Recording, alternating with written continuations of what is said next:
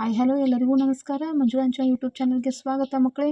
ಇವತ್ತಿನ ನನ್ನ video class 10ನೇ ತರಗತಿ ಇತಿಹಾಸ ಭಾಗ 1 ಅಧ್ಯಾಯ 2 ಬ್ರಿಟಿಷ್ ಆಳ್ವಿಕೆಯ ವಿಸ್ತರಣೆ.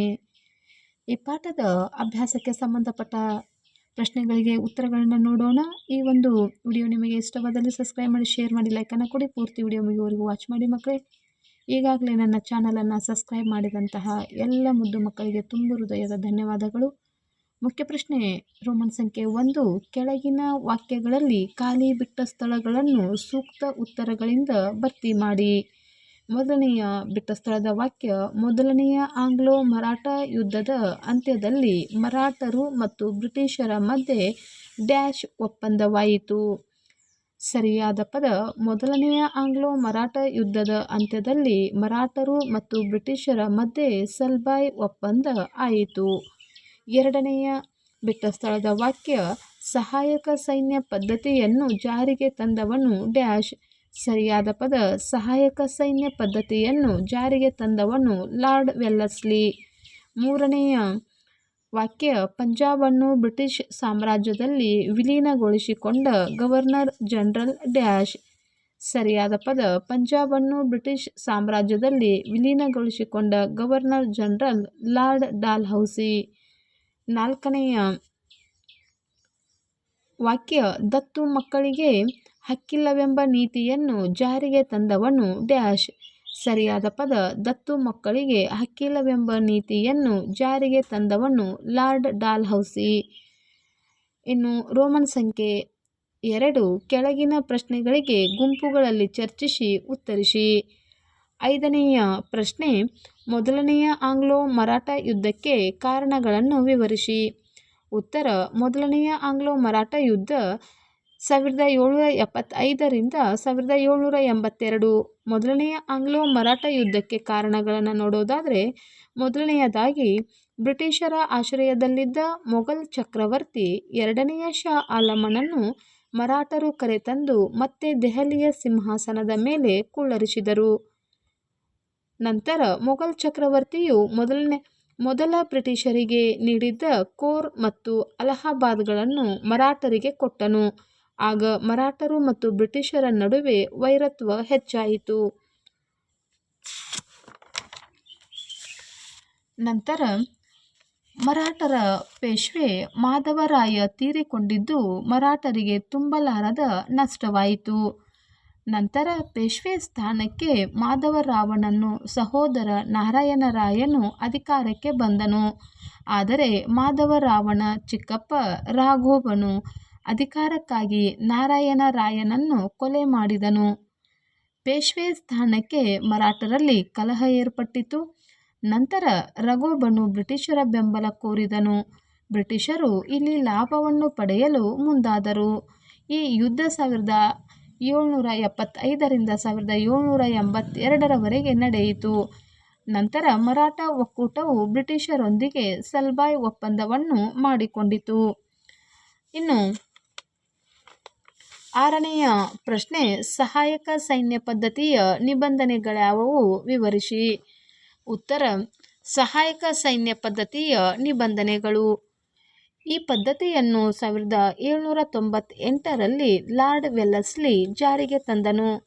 ಇದಕ್ಕೆ ಒಳಪಟ್ಟ ಮೊದಲ ರಾಜಮನೆತನ ಹೈದರಾಬಾದ್. ನಂತರ ಸಹಾಯಕ ಸೈನ್ಯ ಪದ್ಧತಿಯಲ್ಲಿ ಭಾರತೀಯ ರಾಜನು ಬ್ರಿಟಿಷ್ ಸೈನಿಕ ತುಕಡಿಯನ್ನು ತನ್ನ ರಾಜ್ಯದಲ್ಲಿ ಇರಿಸಿಕೊಳ್ಳಬೇಕು. ಸೇನೆಯ ವೇತನ ಮತ್ತು ನಿರ್ವಹಣೆಯ ವೆಚ್ಚವನ್ನು ಸಂಬಂಧಪಟ್ಟ ರಾಜ್ಯವೇ ಭರಿಸಬೇಕು, ಇಲ್ಲವೇ ನಿರ್ದಿಷ್ಟ ಕಂದಾಯ ಪ್ರದೇಶವನ್ನು ಬಿಟ್ಟುಕೊಡಬೇಕು. ನಂತರ ರಾಜನ ಆಸ್ಥಾನದಲ್ಲಿ ಬ್ರಿಟಿಷ್ ರೆಸಿಡೆಂಟನನ್ನು ನೇಮಿಸಿಕೊಳ್ಳಬೇಕು. ಬ್ರಿಟಿಷರ ಅನುಮತಿ ಇಲ್ಲದೆ ಆಸ್ಥಾನದಲ್ಲಿ ಯಾವುದೇ ಯುರೋಪಿಯನ್ನರನ್ನು ನೇಮಿಸಿಕೊಳ್ಳುವಂತಿಲ್ಲ. ನಂತರ ಭಾರತದ ಯಾವುದೇ ರಾಜ್ಯಗಳೊಂದಿಗೆ ಯುದ್ಧ ಅಥವಾ ಸಂಧಾನ ಮಾಡಿಕೊಳ್ಳಬೇಕಾದರೆ ಗವರ್ನರ್ ಜನರಲನ ಸಮ್ಮತಿ ಬೇಕು. ನಂತರ ಇದಕ್ಕೆ ಪ್ರತಿಯಾಗಿ ಕಂಪನಿಯು ಆ ರಾಜ್ಯಕ್ಕೆ ಆಂತರಿಕ ಮತ್ತು ಬಾಹ್ಯ ರಕ್ಷಣೆಯನ್ನು ಒದಗಿಸುವುದು. ಇನ್ನು 7ನೆಯ ಪ್ರಶ್ನೆ: ಮೂರನೆಯ ಆಂಗ್ಲೋ ಮರಾಠ ಯುದ್ಧವನ್ನು ವಿವರಿಸಿ. ಉತ್ತರ ಮೂರನೆಯ ಆಂಗ್ಲೋ ಮರಾಠ ಯುದ್ಧ 1817ರಿಂದ 1818. ಮೊದಲನೆಯದಾಗಿ ಮರಾಠ ಮನೆತನಗಳು ತಮ್ಮ ಘನತೆ ಮತ್ತು ಸ್ವಾತಂತ್ರ್ಯವನ್ನು ಉಳಿಸಿಕೊಳ್ಳಲು ಪ್ರಯತ್ನಿಸಿದರು. ಎರಡನೆಯ ಬಾಜಿರಾಯನು ಬ್ರಿಟಿಷರ ನಿಯಂತ್ರಣದಿಂದ ಮುಕ್ತಗೊಳ್ಳಲು ಯತ್ನಿಸಿದನು. 1817ರಲ್ಲಿ ಎರಡನೆಯ ಬಾಜಿರಾಯನು ಪೂನಾದಲ್ಲಿ ಬ್ರಿಟಿಷ್ ರೆಸಿಡೆನ್ಸಿಯ ಮೇಲೆ ದಾಳಿ ನಡೆಸಿ ಸುಟ್ಟನು. ನಂತರ ನಾಗ್ಪುರದ ಅಪ್ಪಾಸಾಹೇಬ ಮತ್ತು ಮಲ್ಹಾರರಾವ್ ಹೋಳ್ಕರ್ ಕೂಡ ಬ್ರಿಟಿಷರ ವಿರುದ್ಧ ದಂಗೆ ಎದ್ದು ಸೋತರು. ಅಂತಿಮವಾಗಿ ಪೇಶ್ವೆ ಎರಡನೆಯ ಬಾಜಿರಾಯನು ಬ್ರಿಟಿಷರ ವಿರುದ್ಧ 1818ರಲ್ಲಿ ಕೊರೆಂಗಾಂವ್ ಮತ್ತು ಅಷ್ಟೇ ಯುದ್ಧಗಳಲ್ಲಿ ಸೋತು ಶರಣಾದನು. ಬ್ರಿಟಿಷರು ಪೇಶ್ವೆ ಪದವಿಯನ್ನು ರದ್ದುಗೊಳಿಸಿ ಬಾಜಿರಾಯನಿಗೆ ವಿಶ್ರಾಂತಿ ವೇತನ ನೀಡಿದರು. ಬ್ರಿಟಿಷರು ಈ ಯುದ್ಧದಲ್ಲಿ ಮೇಲುಗೈ ಸಾಧಿಸಿದರು. ಶಿವಾಜಿಯ ವಂಶಸ್ಥ ಪ್ರತಾಪಸಿಂಹನನ್ನು ಸಣ್ಣ ರಾಜ್ಯ ಸತಾರಾದಲ್ಲಿ ಪ್ರತಿಷ್ಠಾಪಿಸಿ ಮರಾಠರ ಸಾಂಪ್ರದಾಯಿಕ ಮುಖಂಡನಾಗಿಸುವ ಮೂಲಕ ಮರಾಠರ ಪ್ರತಿರೋಧವನ್ನು ನಿಗ್ರಹಿಸಿದರು. 8ನೆಯ ಪ್ರಶ್ನೆ, ಬ್ರಿಟಿಷರ ಅಧಿಕಾರ ವಿಸ್ತರಣೆಗೆ ದತ್ತು ಮಕ್ಕಳಿಗೆ ಹಕ್ಕಿಲ್ಲವೆಂಬ ನೀತಿಯು ಹೇಗೆ ಸಹಾಯಕವಾಯಿತು?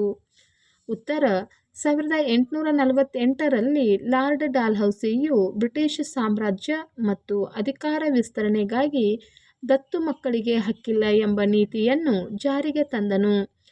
ಈ ನೀತಿಯ ಪ್ರಕಾರ ಯಾವುದೇ ಒಬ್ಬ ಭಾರತೀಯ ರಾಜನು ಮಕ್ಕಳಿಲ್ಲದೆ ಮೃತನಾದರೆ ಅವನು ದತ್ತು ತೆಗೆದುಕೊಂಡಿದ್ದ ಪುತ್ರನಿಗೆ ಉತ್ತರಾಧಿಕಾರತ್ವದ ಹಕ್ಕಿರಲಿಲ್ಲ. ಅಂತಹ ರಾಜ್ಯಗಳನ್ನು ಬ್ರಿಟಿಷ್ ಸಾಮ್ರಾಜ್ಯದಲ್ಲಿ ವಿಲೀನಗೊಳಿಸಿಕೊಳ್ಳಲಾಗುತ್ತಿತ್ತು. ಈ ನೀತಿಗೆ ಒಳಪಟ್ಟ ರಾಜ್ಯಗಳಲ್ಲಿ ಸತಾರಾ, ಜೈಪುರ್, ಸಂಬಲ್ಪುರ್, ಉದಯ್ಪುರ್, ಝಾನ್ಸಿ, ನಾಗ್ಪುರ್ ಮೊದಲಾದವುಗಳು ಪ್ರಮುಖವಾದವು. ನಂತರ ಈ ರಾಜ್ಯಗಳ ರಾಜರಿಗೆ ಮಕ್ಕಳಿಲ್ಲದಿರುವುದನ್ನು ಮೊದಲೇ ಅರಿತಿದ್ದ ಬ್ರಿಟಿಷ್ ಗವರ್ನರ್ ಜನರಲನು ಈ ನೀತಿಯನ್ನು ರಾಜಕೀಯ ಅಸ್ತ್ರವಾಗಿ ಜಾರಿಗೊಳಿಸಿದನು. ಇನ್ನು 9ನೆಯ ಪ್ರಶ್ನೆಯ ಉತ್ತರವನ್ನು ನೋಡೋಣ ಮಕ್ಕಳೇ. ದತ್ತು ಮಕ್ಕಳಿಗೆ ಹಕ್ಕಿಲ್ಲ ನೀತಿಗೆ ಒಳಪಟ್ಟ ರಾಜ್ಯಗಳ್ಯಾವುವು? ಉತ್ತರ, ದತ್ತು ಮಕ್ಕಳಿಗೆ ಹಕ್ಕಿಲ್ಲ ನೀತಿಗೆ ಒಳಪಟ್ಟ ರಾಜ್ಯಗಳು ಸತಾರ್, ಜೈಪುರ್, ಸಂಬಲ್ಪುರ್, ಉದಯ್ಪುರ್, ಝಾನ್ಸಿ, ನಾಗ್ಪುರ್ ಮುಂತಾದವುಗಳು. ಇದುವರೆಗೆ ಮಕ್ಕಳೇ ಅಭ್ಯಾಸಕ್ಕೆ ಸಂಬಂಧಪಟ್ಟಂತಹ ಪ್ರಶ್ನೆಗಳಿಗೆ ನಾವು ಉತ್ತರಗಳನ್ನು ನೋಡಿದ್ದೇವೆ. ಇವಾಗ ಪಾಠದ ಹೆಚ್ಚುವರಿ ಪ್ರಶ್ನೆಗಳಿಗೆ ಉತ್ತರಗಳನ್ನು ನೋಡೋಣ. ಮೊದಲನೆಯ ಪ್ರಶ್ನೆ, ಭಾರತದಲ್ಲಿ ಯಾವುದೇ ಯುರೋಪ್ ದೇಶಗಳು ತಮ್ಮ ಎದುರಾಳಿಗಳಾಗಿ ನಿಲ್ಲದಂತೆ ಮಾಡಿದ ಯುದ್ಧಗಳು ಕರ್ನಾಟಿಕ್ ಯುದ್ಧಗಳು. ಎರಡನೆಯದಾಗಿ, ಬ್ರಿಟಿಷರು ಬಂಗಾಳದ ಪ್ರಾಂತ್ಯದ ಮೇಲೆ ಸಂಪೂರ್ಣ ರಾಜಕೀಯ ನಿಯಂತ್ರಣ ಸಾಧಿಸಲು ಸಹಾಯಕವಾದ ಯುದ್ಧಗಳು ಪ್ಲಾಸಿ ಕದನ ಮತ್ತು ಬಕ್ಸಾರ್ ಕದನಗಳು. ಮೂರನೆಯ ಪ್ರಶ್ನೆ, ಬ್ರಿಟಿಷರು ಭಾರತದ ಪೂರ್ವ ಭಾಗದ ಮೇಲೆ ಪ್ರಭುತ್ವ ಸ್ಥಾಪಿಸಿದ್ದು 1765ರಲ್ಲಿ. ನಾಲ್ಕನೆಯ ಪ್ರಶ್ನೆ, ಬ್ರಿಟಿಷರ ವಿಸ್ತರಣಾ ನೀತಿಗೆ ಅಡ್ಡಿಯಾಗಿದ್ದವರು ಮರಾಠ ಮತ್ತು ಮೈಸೂರು ಸಂಸ್ಥಾನ. ಐದನೆಯ ಪ್ರಶ್ನೆ, ಭಾರತೀಯ ರಾಜ್ಯಗಳನ್ನು ಕಬಳಿಸಲು ಸಹಾಯಕವಾದ ನೀತಿಗಳು ಸಹಾಯಕ ಸೈನ್ಯ ಪದ್ಧತಿ ಮತ್ತು ದತ್ತು ಮಕ್ಕಳಿಗೆ ಹಕ್ಕಿಲ್ಲ ನೀತಿ. ಆರನೆಯ ಪ್ರಶ್ನೆ, ಮೊದಲ ಆಂಗ್ಲೋ ಮರಾಠ ಯುದ್ಧವು ನಡೆದ ವರ್ಷ 1775ರಿಂದ 1782. ಏಳನೇ ಪ್ರಶ್ನೆ, ನಾರಾಯಣ ರಾಯನನ್ನು ಕೊಲೆ ಮಾಡಿದವನು ರಘುನಾಥರಾವ್. ಎಂಟನೇ ಪ್ರಶ್ನೆ, ಮೊದಲ ಆಂಗ್ಲೋ ಮರಾಠ ಯುದ್ಧದ ಪರಿಣಾಮಗಳು. ಎ, ಮರಾಠರು ಅಹಮದಾಬಾದ್ ಕಳೆದುಕೊಂಡರು. ಇನ್ನು ಬಿ, ಎರಡನೆಯ ಮಾಧವರಾಯ್ ಪೇಶ್ವೆ ಆದನು.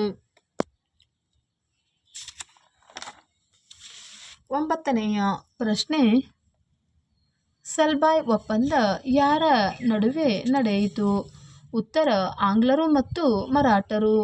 10ನೇ ಪ್ರಶ್ನೆ, ಸಾಲ್ಬಾಯ್ ಒಪ್ಪಂದ ನಡೆದ ವರ್ಷ 1782. 11ನೇ ಪ್ರಶ್ನೆ, ಬ್ರಿಟಿಷ್ ಸಾಮ್ರಾಜ್ಯದ ವಿಸ್ತರಣೆಗೆ ವೆಲ್ಲೆಸ್ಲಿ ಅನುಸರಿಸಿದ ನೀತಿಗಳು ಸಹಾಯಕ ಸೈನ್ಯ ಪದ್ಧತಿ, ಹೊಸ ರಾಜ್ಯಗಳ ಮೇಲೆ ಯುದ್ಧ ಮೂರನೆಯದಾಗಿ ರಾಜ್ಯಗಳ ಮೇಲೆ ನೇರ ನಿಯಂತ್ರಣ. 12ನೆಯ ಪ್ರಶ್ನೆ, ಈ ಗವರ್ನರ್ ಜನರಲ್ ಅವಧಿಯಲ್ಲಿ ಭಾರತದಲ್ಲಿ ಬ್ರಿಟಿಷ್ ಸಾಮ್ರಾಜ್ಯ ವಿಸ್ತರಣೆ ದೊಡ್ಡ ಪ್ರಮಾಣದಲ್ಲಿ ಆಯಿತು. ಉತ್ತರ ಲಾರ್ಡ್ ವೆಲ್ಲಸ್ಲಿ. 13ನೇ ಪ್ರಶ್ನೆ, ಸಹಾಯಕ ಸೈನ್ಯ ಪದ್ಧತಿಯನ್ನು ಜಾರಿಗೆ ತಂದ ವರ್ಷ 1798. 14ನೇ ಪ್ರಶ್ನೆ, ಎರಡನೆಯ ಆಂಗ್ಲೋ ಮರಾಠ ಯುದ್ಧ ನಡೆದ ವರ್ಷ 1803 ರಿಂದ 1805. ಇನ್ನು 15ನೆಯ ಪ್ರಶ್ನೆ ಉತ್ತರವನ್ನು ನೋಡೋಣ. ಎರಡನೆಯ ಆಂಗ್ಲೋ ಮರಾಠ ಯುದ್ಧಕ್ಕೆ ಕಾರಣಗಳು ಮರಾಠ ಮನೆತನಗಳ ನಾಯಕರ ನಡುವಿನ ಸಂಘರ್ಷ. 16ನೇ ಪ್ರಶ್ನೆ, ಪೇಶ್ವೆಯು ಈ ಒಪ್ಪಂದವೊಂದಕ್ಕೆ ಸಹಿ ಹಾಕುವ ಮೂಲಕ ಸಹಾಯಕ ಸೈನ್ಯ ಪದ್ಧತಿಯನ್ನು ಒಪ್ಪಿದವನು ಬೆಸ್ಸಿನ್ ಒಪ್ಪಂದ. 17ನೇ ಪ್ರಶ್ನೆ, ವೆಲ್ಲಸ್ಲಿಯು ತನ್ನ ಹುದ್ದೆಗೆ ರಾಜೀನಾಮೆ ನೀಡಿ ಸ್ವದೇಶಕ್ಕೆ ಮರಳಲು ಕಾರಣವಾದ ಯುದ್ಧ ಎರಡನೆಯ ಆಂಗ್ಲೋ ಮರಾಠ ಯುದ್ಧ. 18ನೇ ಪ್ರಶ್ನೆ, ಮೂರನೆಯ ಆಂಗ್ಲೋ ಮರಾಠ ಯುದ್ಧ ನಡೆದ ವರ್ಷ 1817 ರಿಂದ 1818. 19ನೇ ಪ್ರಶ್ನೆ, 1817ರಲ್ಲಿ ಪೇಶ್ವೆಯು ಪೂನಾದಲ್ಲಿ ಬ್ರಿಟಿಷ್ ರೆಸಿಡೆನ್ಸಿಯ ಮೇಲೆ ದಾಳಿ ಮಾಡಿದ್ದು ಈ ಯುದ್ಧ ನಡೆಯಲು ಕಾರಣವಾಯಿತು. ಮೂರನೆಯ ಆಂಗ್ಲೋ ಮರಾಠ ಯುದ್ಧ. 20ನೇ ಪ್ರಶ್ನೆ, ಬ್ರಿಟಿಷರು ಈ ಯುದ್ಧದ ಮೂಲಕ ಪೇಶ್ವೆ ಪದವಿ ರದ್ದುಗೊಳಿಸಿದರು. ಮೂರನೆಯ ಆಂಗ್ಲೋ ಮರಾಠ ಯುದ್ಧ. 21ನೇ ಪ್ರಶ್ನೆ, ರಣಜಿತ್ ಸಿಂಗನು ಮರಣ ಹೊಂದಿದ ವರ್ಷ 1839. 22ನೆಯ ಪ್ರಶ್ನೆ, ನಿರಂತರ ಮೈತ್ರಿ ಒಪ್ಪಂದವು ಆದ ವರ್ಷ 1809. 23ನೆಯ ಪ್ರಶ್ನೆ, ಬ್ರಿಟಿಷರಿಗೂ ಪಂಜಾಬ್ ಸೈನ್ಯಕ್ಕೂ ಯುದ್ಧ ಆರಂಭವಾದ ವರ್ಷ 1845 ಡಿಸೆಂಬರ್. 24ನೇ ಪ್ರಶ್ನೆ, ಲಾಹೋರ್ ಒಪ್ಪಂದ ನಡೆದ ವರ್ಷ 1846. 25ನೇ ಪ್ರಶ್ನೆ, ಸಿಖ್ಖರನ್ನು ಸಂಘಟಿಸುವಲ್ಲಿ ಯಶಸ್ವಿಯಾದವರು ರಣಜಿತ್ ಸಿಂಗ್. 26ನೇ ಪ್ರಶ್ನೆ, ಈ ಒಪ್ಪಂದ ಉಲ್ಲಂಘಿಸಿ ಬ್ರಿಟಿಷರು ಪಂಜಾಬ್ ಆಕ್ರಮಿಸಲು ಸಂಚು ಹಾಕಿದರು. ನಿರಂತರ ಮೈತ್ರಿ ಒಪ್ಪಂದ. 27ನೆಯ ಪ್ರಶ್ನೆ, ಬ್ರಿಟಿಷ್ ಮತ್ತು ಪಂಜಾಬಿಗಳ ಮಧ್ಯೆ ಆದ ಒಪ್ಪಂದ ಲಾಹೋರ್ ಒಪ್ಪಂದ. 28ನೇ ಪ್ರಶ್ನೆ, ಮುಲ್ತಾನ್ನಲ್ಲಿ ಬ್ರಿಟಿಷರ ವಿರುದ್ಧ ಪ್ರತಿಭಟಿಸಲು ನೇತೃತ್ವ ವಹಿಸಿದವರು ಮೂಲ್ ರಾಜ್. 29ನೇ ಪ್ರಶ್ನೆ, ಲಾಹೋರ್ನಲ್ಲಿ ಬ್ರಿಟಿಷರ ವಿರುದ್ಧ ಪ್ರತಿಭಟಿಸಲು ನೇತೃತ್ವ ವಹಿಸಿದವರು ಚಡ್ತಾರ್ ಸಿಂಗ್ ಅಟ್ವಾರಿವಾಲ್. ಇನ್ನು 30ನೆಯ ಪ್ರಶ್ನೆ, ಹೊಂದಿಸಿ ಬರೆಯಿರಿ. ಮೊದಲ ಆಂಗ್ಲೋ ಮರಾಠ ಯುದ್ಧ 1775 ರಿಂದ 1782. ಎರಡನೇ ಆಂಗ್ಲೋ ಮರಾಠ ಯುದ್ಧ 1803 ರಿಂದ 1805ರವರೆಗೆ. ಮೂರನೆಯ ಆಂಗ್ಲೋ ಮರಾಠ ಯುದ್ಧ 1817 ರಿಂದ 1818. ಆಂಗ್ಲೋ ಸಿಖ್ ಯುದ್ಧ 1845.